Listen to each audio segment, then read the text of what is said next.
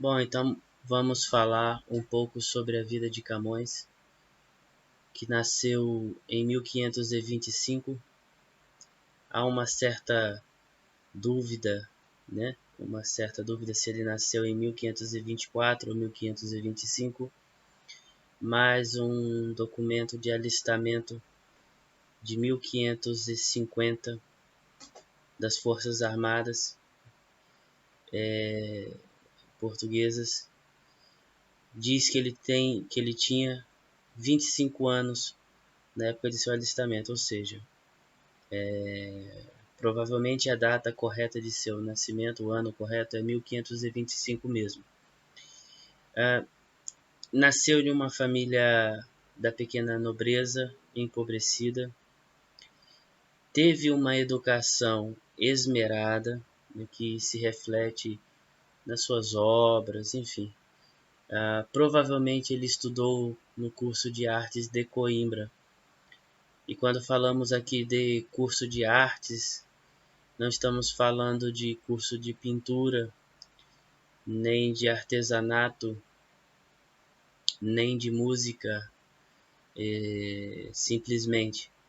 Estamos falando de artes liberais, todas as 7 artes liberais: gramática, retórica, música, aritmética, todas elas que fazem parte do trivium e do quadrivium, né?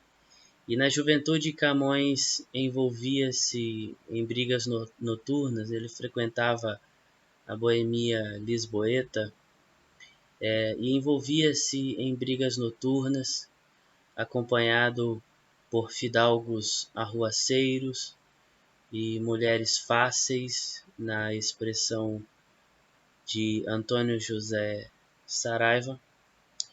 E não se sabe por que motivo, mas ele passou, nesse tempo, a parte dos grupos letrados da época, né, como o grupo de Sá de Miranda, que foi um grande poeta da época, né. Havia intelectuais que orbitavam em torno dele e simplesmente Camões passou a parte. Talvez o seu comportamento desassossegado e aventureiro o desqualificasse diante dos graves desembargadores, como o doutor Antônio Ferreira claro, outros desembargadores também. Antônio Ferreira foi um grande poeta, também produziu uma obra bastante vasta na época de Camões, né? Era em oposição a Sá de Miranda. Antônio Ferreira era mais italianizante, mais adepto da medida nova, enquanto Sá de Miranda achava importante cultivar também a medida velha, ou digamos assim, a redondilha, né, que adivinha do cancioneiro geral e etc e tal. Em 1550, como nós falamos logo no princípio, Camões alistou-se para a Índia, né, para viajar para a Índia. Provavelmente o motivo desse alistamento foi a pobreza, né? Ele que era, voltamos a dizer, fidalgo, mas era empobrecido, né? Então, ele não seguiu o caminho das letras, ou digamos, enfim, né? do direito, etc e tal, mas seguiu o caminho das armas, né? E assim se tornou um poeta soldado, né? Numa mão segurando a pena, na outra mão segurando a espada. E então ele alista-se para a Índia em 1550, porém não embarca logo, né? Fica por ali em Portugal mesmo. E em 1552 ele se envolve numa rixa que deixou um funcionário do Paço ferido, e por isso é preso, né? Só que em 1553, alguns meses depois, ele é perdoado, né? atendendo aos motivos de que era pobre e iria servir o rei na Índia. Então ele é perdoado e pode embarcar, né, para a Índia. A sua estadia no Oriente foi bastante acidentada, né? A vida de Camões foi bastante sofrida lá no Oriente, né, naquele lugar.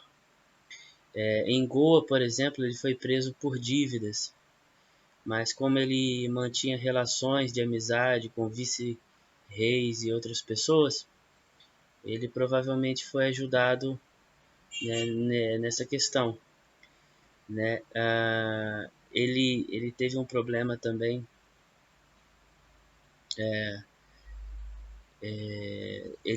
Na verdade, ele naufragou, né? Quando ele vinha de Macau, né? Da China para Goa, né? Que é na Índia. Ele naufraga, né, na costa da Cochinchina.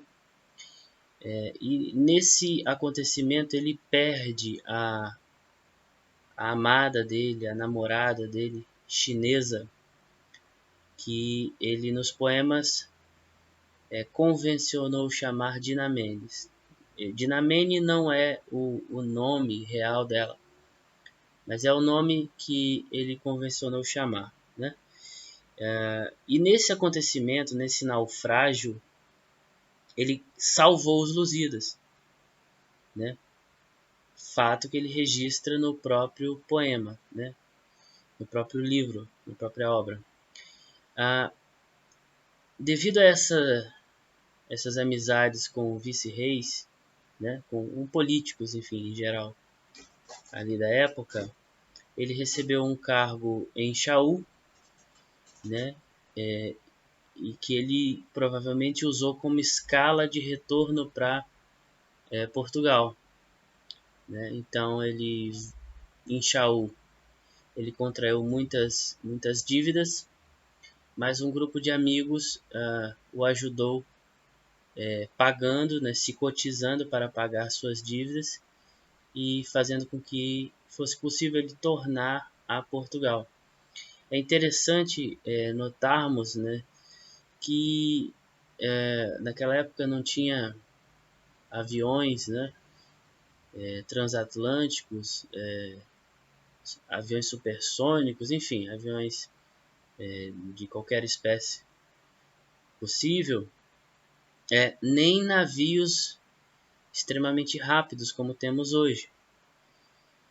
Então, assim, o fato de alguém ir para a Índia podia ser uma viagem sem volta, né? Então Camões teve que lutar muito para conseguir voltar para a sua pátria portuguesa. Coisa muito parecida com o que foi preciso Bocage fazer. Mas disso podemos falar uma outra hora.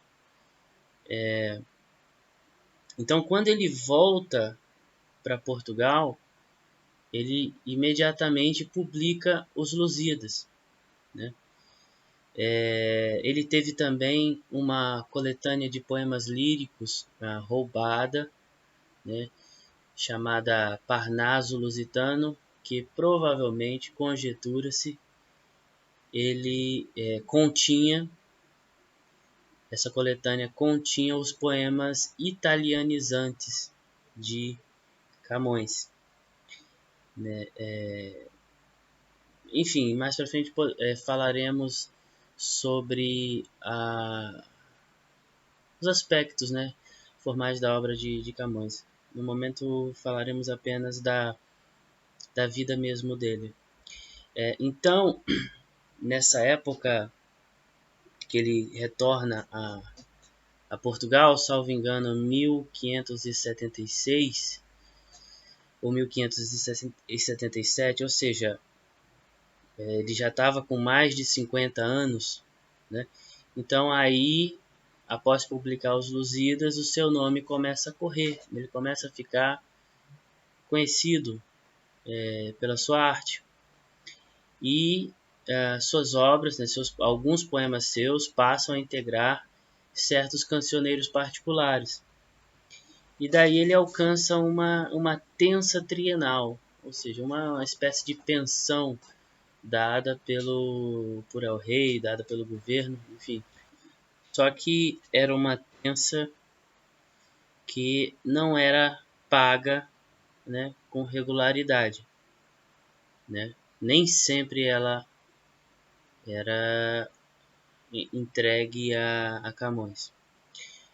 E o desfecho dessa história, digamos assim, foi que Camões morreu na miséria, né? E seu enterro foi feito às expensas de uma instituição beneficente, a Companhia dos Cortesãos, porque o nosso grande poeta, né, cuja grandeza não fora reconhecida devidamente em vida, não tinha nada de seu para pagar sequer o próprio enterro, né? E em certos momentos da sua obra, o poeta atribui seu infortúnio, né, todo esse infortúnio da sua vida, a amores infelizes.